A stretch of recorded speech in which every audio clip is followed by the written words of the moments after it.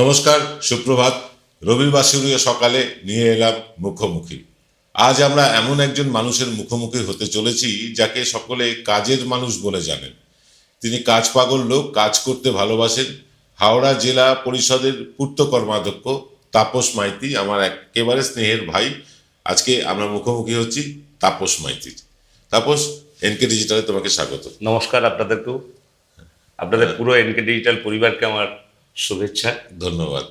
আমরা তাপসের সাথে আজকে আলাপচারিতা করব, কিন্তু তাপস যেহেতু একজন রাজনৈতিক লোকও বটে, তার সাথে সাথে পূর্ত কর্মাধ্যক্ষও বটে, তাই আজকে কথা হবে কিন্তু দুই বিষয় নিয়ে।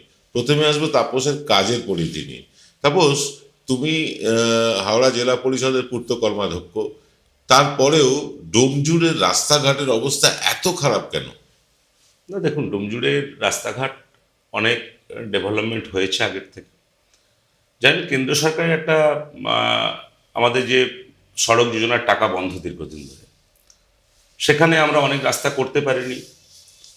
আমি জেলা পরিষদের পূর্ত কর্মাধ্যক্ষ হয়ে ডোমজুড়ে ইতিমধ্যেই স্টেট ফান্ডে আলাদা করে মাননীয় মুখ্যমন্ত্রী মমতা বন্দ্যোপাধ্যায়ের অনুপ্রেরণায় তার কাছে আবেদন করার পর স্টেট ফান্ডে কিন্তু আমরা অনেকগুলো রাস্তা ইতিমধ্যেই করেছি, বড় রাস্তা, বেশ কয়েক কোটি টাকার রাস্তা করেছি।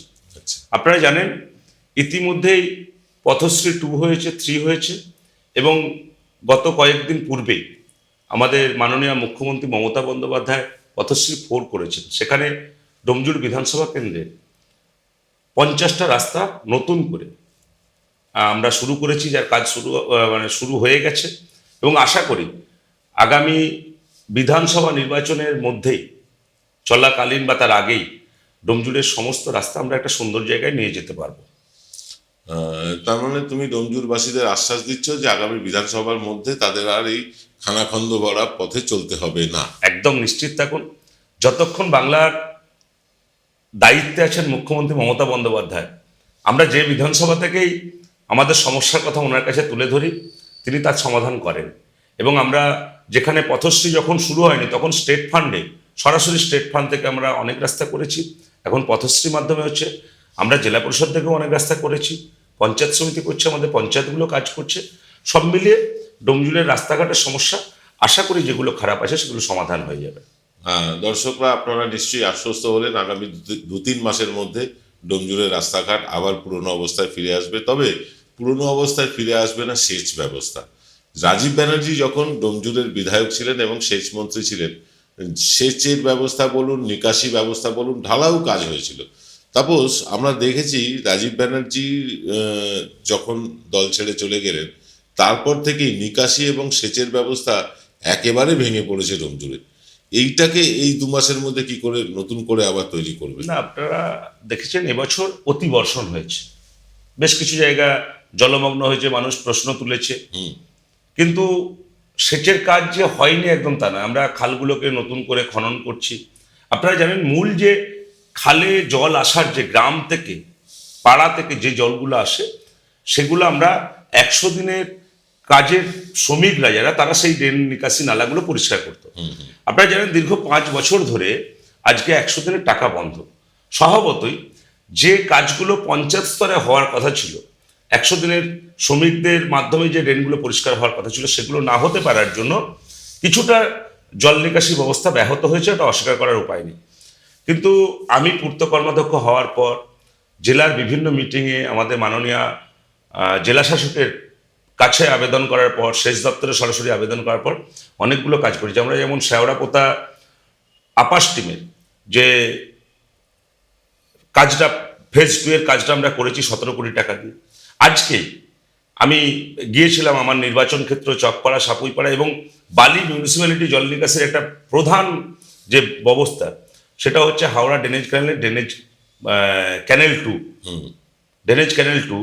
সেটাকে আমরা তার নাব্যতা বাড়ানোর জন্য টোটাল কংক্রিটের ব্লক দিয়ে করা হচ্ছে। 13 কোটি টাকা স্যাংশন হয়েছে এবং সেটা ওয়ার্ক অর্ডার হয়েছে, আমরা কাজ শুরু করছি।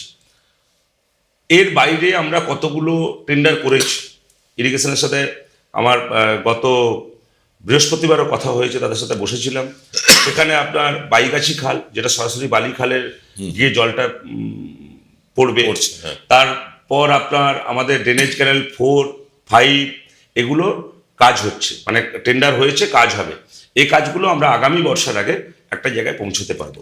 কিন্তু অনেক মানুষ জানে না আমাদের এই ডোমজুড়ের জল নিকাশি ব্যবস্থার চিত্রটা কি, সেটা আপনাকে একটু বুঝতে হবে।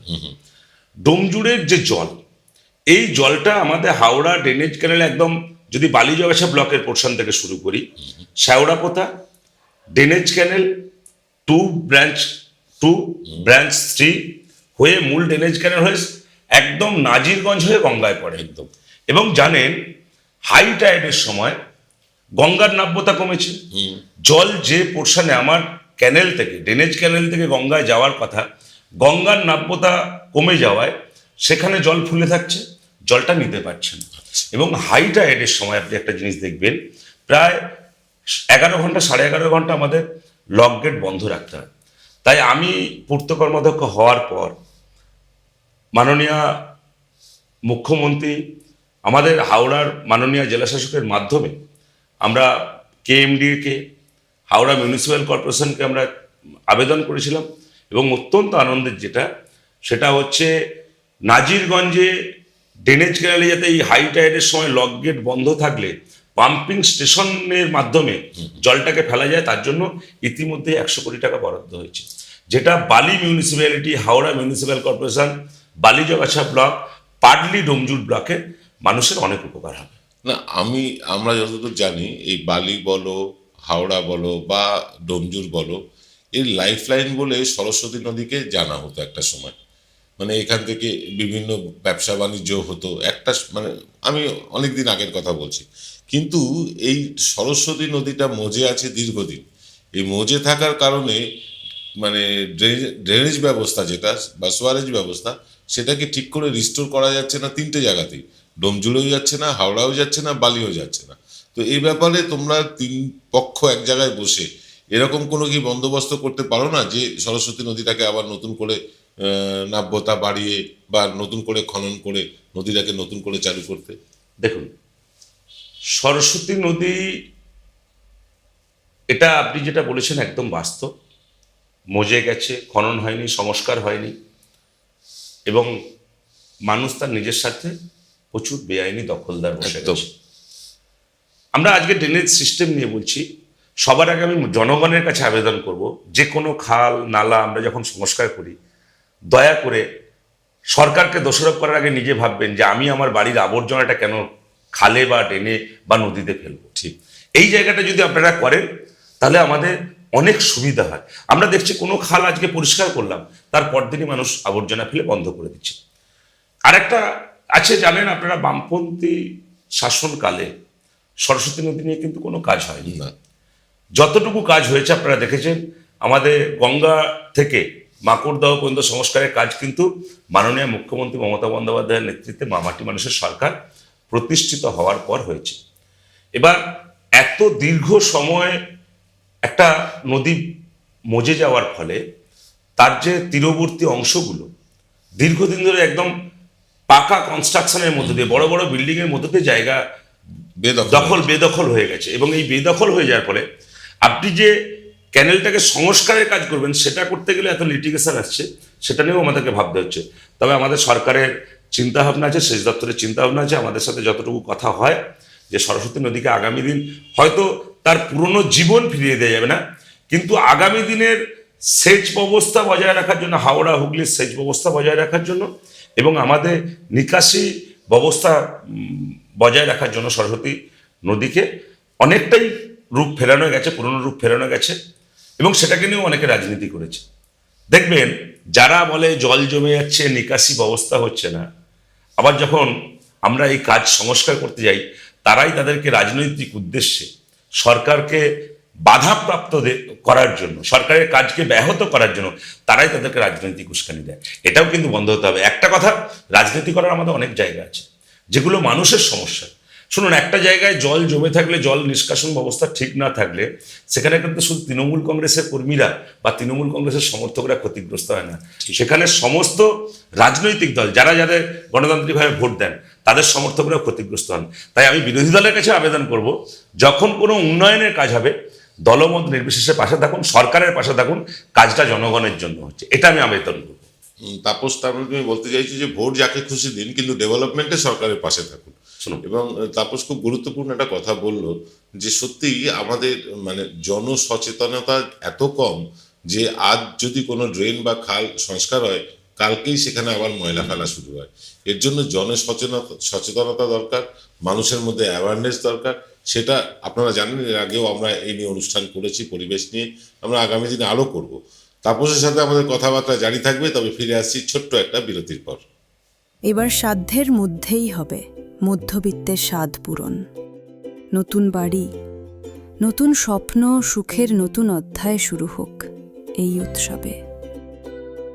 Ashoka group, রিডিফাইনিং realty. ফোন করুন 9163502850। জয়গুরু রত্নভান্ডার জ্যোতিষ চেম্বার, এখানে গোল্ড মেডেলিস্ট জ্যোতিষী বসেন। হাই কোয়ালিটির আসল গ্রহরত্ন সবচেয়ে কম দামে এখানে পাওয়া যায়। স্থান বেলঘড়িয়া রানীপার্ক, বটতলা, 2 নম্বর রেলগেটের নিকটে। 9681345722 এবং 9007778922। ফিল্ম বিরতির পর আপনারা দেখছেন বিশ্বজোড়া বাঙালির আওয়াজ এনকে ডিজিটালের রবিবারের বিশেষ সম্প্রচার মুখোমুখি। আজ আমরা মুখোমুখি হয়েছি হাওড়া জেলা পরিষদের পূর্ত কর্মাধ্যক্ষ তাপস মাইতির সাথে। এতক্ষণ আমরা উন্নয়ন নিয়ে কথা বললাম। তাপসের সাথে উন্নয়ন নিয়ে অনেক কথা আছে, কিন্তু এটা আমরা আগামী রবিবারে আবার দেখাবো। আজকে যেটা বলতে চাইছি, উন্নয়নের পাশাপাশি বা সরকারি কাজের পাশাপাশি তাপস একজন রাজনৈতিক ব্যক্তিত্ব বটে। দীর্ঘদিন আমার সাথে পরিচয়, আমার একেবারে স্নেহের ভাইয়ের মতো, রাজনীতির সাথে জড়িত অনেক ছোট অল্প বয়স থেকেই। তো রাজনীতির একটা পরিবর্তন চলছে এখন।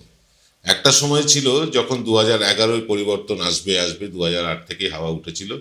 তো এখনও সেরকম একটা হাওয়া দেখা যাচ্ছে যে এবার বোধহয় বিজেপি এসে পড়বে। তোমার ওখানে একটা সময় সিপিআইএম এর বাড়ন্ত ছিল, পদ্মনদী ধরের মতন নেতা ছিল স্টলওয়ার্ড, এবং তারপরে ধীরে ধীরে তোমরা সেই জায়গাটা নেওয়ার পর এখন শোনা যাচ্ছে যে ডোমজুড়ে আগামী দিনে বিজেপি এত ভালো সংগঠন করেছে যে তারা এবার বোধহয় জিতেই যাবে ডোমজুর কেন্দ্রে। কি মনে হচ্ছে তোমার?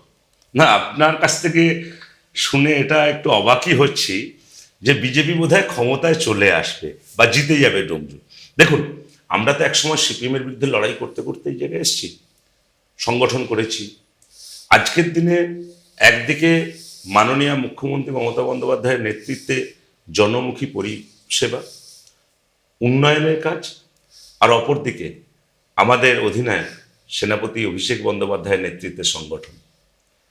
আজকে অভিষেক বন্দ্যোপাধ্যায় দলকে নতুন করে গড়ে তুলেছিলেন সংগঠনকে, এবং অভিষেক বন্দ্যোপাধ্যায় ভাবুন তো, একজন রাজ্যের দায়িত্বপ্রাপ্ত নেতা, তিনি সরাসরি মাসে একটা দুটো ভার্চুয়াল মোডে সভা করছেন বুথের কর্মীদের সাথে।